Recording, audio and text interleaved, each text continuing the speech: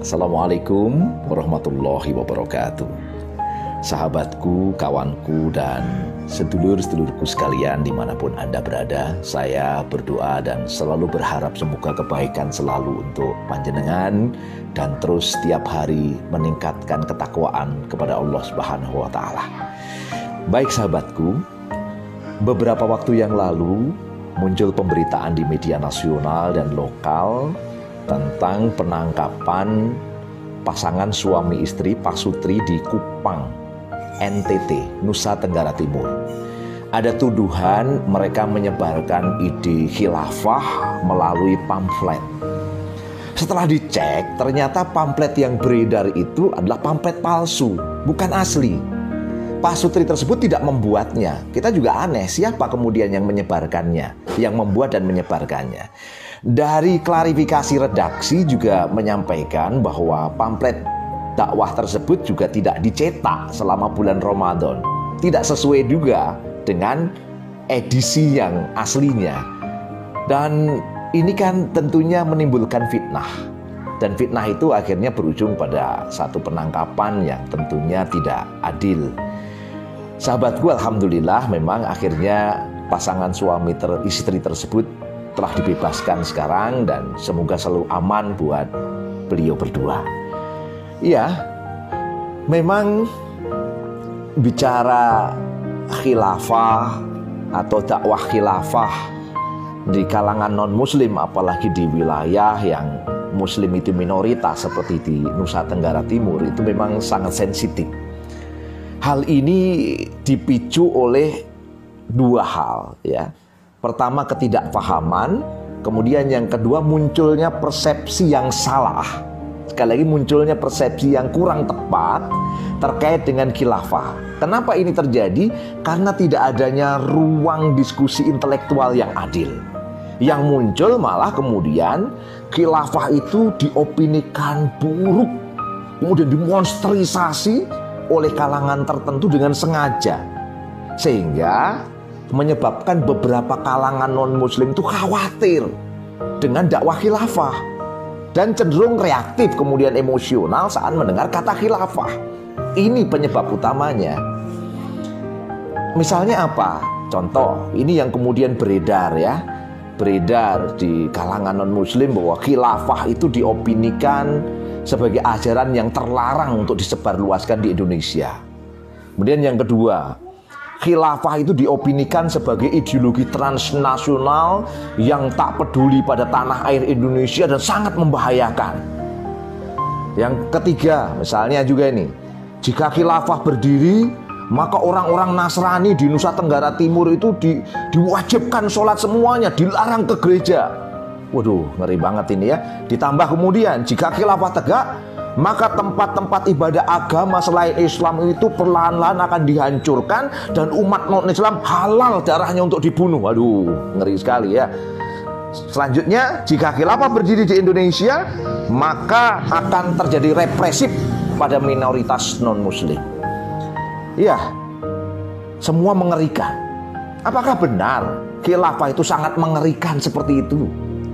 Kemudian apakah benar sih non-muslim itu akan diperlakukan sedemikian kejamnya ketika khilafah itu berdiri? Nah, inilah yang kemudian bergelindan dalam pikiran banyak kalangan, terutama non-muslim di wilayah-wilayah di mana minoritas muslim ada di tempat itu. Sehingga apa? Memunculkan satu pertanyaan penting buat kita hari ini. Benar gak sih bahwa khilafah itu sekejam itu? Benar gak sih bahwa khilafah itu semonster itu gitu loh? Ya, di kesempatan yang baik ini saya mau menyampaikan paling gak dua hal penting. Pertama, khilafah itu bukan ajaran terlarang. Ini harus dicatat secara khusus.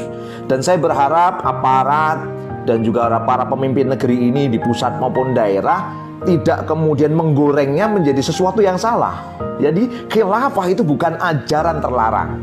Yang kedua, khilafah itu membawa rahmat untuk semua, termasuk non-muslim. Bagaimana kira-kira argumentasinya? Yang pertama, ajaran Islam tentang khilafah, jadi khilafah itu ajaran Islam, benar, bahwa ajaran Islam tentang khilafah itu tidak pernah dinyatakan sebagai paham terlarang, baik dalam surat keputusan tata usaha negara, putusan pengadilan, peraturan perundang-undangan, atau produk hukum lainnya. Sebagaimana paham komunisme, marxisme, leninisme, dan ateisme yang merupakan ajaran PKI yang telah terlarang dalam TAP MPRS nomor 25 tahun 1966. Sehingga mendakwahkan khilafah itu legal, formal di negeri ini. Oleh karena itu, pemimpin di pusat maupun daerah termasuk aparat seharusnya mengayomi terkait dengan hal ini. Jangan sampai muncul provokasi yang tidak baik sehingga mendakwahkan khilafah itu seperti kriminalitas. Ya. Kemudian yang kedua, argumentasi yang kedua, non-muslim dalam khilafah, jadi non-muslim dalam sistem khilafah akan mendapatkan jaminan perlindungan, baik nyawa, harta, kehormatan maupun agama mereka. Non-muslim akan dipersilahkan beribadah sesuai dengan keyakinan yang masing-masing, di tempat ibadahnya masing-masing dengan aman, dan nyawa non-muslim pun akan dilindungi dengan baik dalam naungan khilafah. Sehingga kalau ada informasi beredar opini kalau khilafah ditegakkan dilarang nanti ke gereja, kalau khilafah ditegakkan semua orang Nasrani dipaksa sholat, itu adalah persepsi yang salah, menyesatkan dan berbahaya. Apalagi kalau ungkapan ini disampaikan oleh pemimpin. Tentunya ini sangat berbahaya sekali dan mengganggu kerukunan antar umat beragama.